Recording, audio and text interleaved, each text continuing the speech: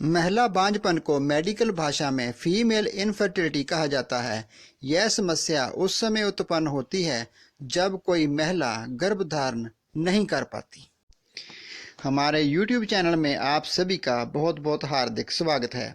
हमारे प्राचीन आयुर्वेद के ग्रंथों में विभिन्न बीमारियों को ठीक करने के लिए अनेक इस तरह के प्रयोग मिलते हैं जिनमें ज्योतिष शास्त्र और आयुर्वेद दोनों को शामिल किया गया है।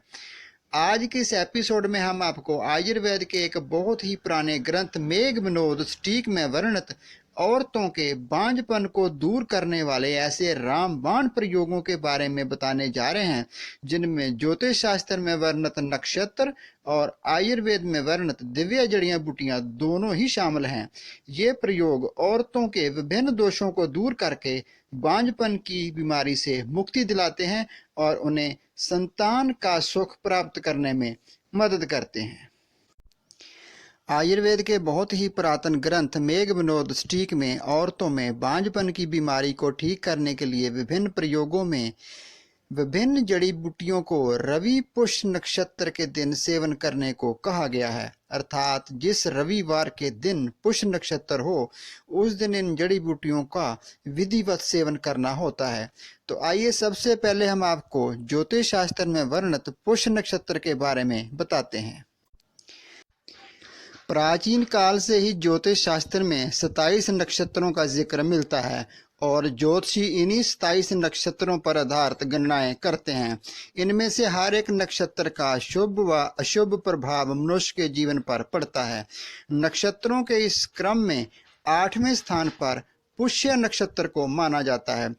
पुष्य को नक्षत्रों का राजा भी कहा जाता है। यह नक्षत्र सप्ताह के विभिन्न वारों के साथ मिलकर विशेष योग बनाता है। इन सभी का अपना एक विशेष महत्व होता है। रविवार, बुधवार और गुरुवार को आने वाला पुष्य नक्षत्र अत्यधिक शुभ माना जाता है। ऋग्वेद में इसे मंगलकर्ता, वृद्धिकर्ता और आनंदकर्ता भी कहा गया है। तो आइए अब बात करते हैं उन जड़ी बूटियों के बारे में जिनका जिक्र आयुर्वेद के इस महान ग्रंथ मेघविनोद सटीक में बांझपन के इलाज के लिए मिलता है। अनेक प्राचीन आयुर्वेदिक ग्रंथों और मेघविनोद सटीक ग्रंथ में बांझपन नाशक और गर्भधारण के लिए सबसे ज्यादा जिस जड़ी बूटी का जिक्र मिलता है उसका नाम है श्वेत कंटकारी या श्वेत कटेरी।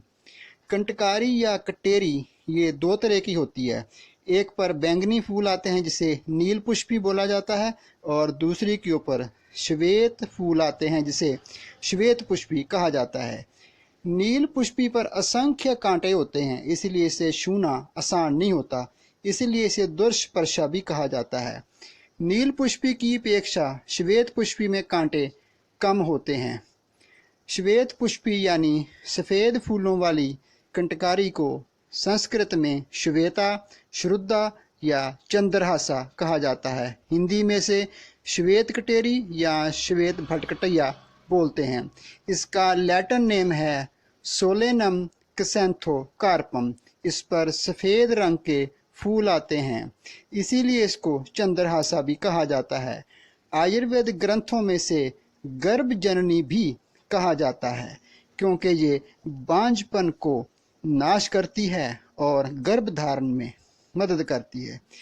इसको सेवन करने का तरीका ये होता है कि जब ऋतु स्नान के बाद यानी जब जो MC पीरियड होता है वो खत्म हो जाता है, उसके बाद जब रवि पुष्य का दिन आता है यानी कि रविवार के दिन जब पुष्य नक्षत्र होता है उस दिन इस श्वेत कंटकारी की जड़ का चूर्ण 1 तोला मात्रा में गाय के दूध के साथ लेना होता है। इस तरह आपने 7 दिन तक इस चूर्ण को लेना होता है जिससे बांझपन का नाश हो जाता है और गर्भधारण हो जाता है। तो आज के विषय में बस इतना ही। अगर आपको ये वीडियो पसंद आए तो इसे लाइक और शेयर ज़रूर करें।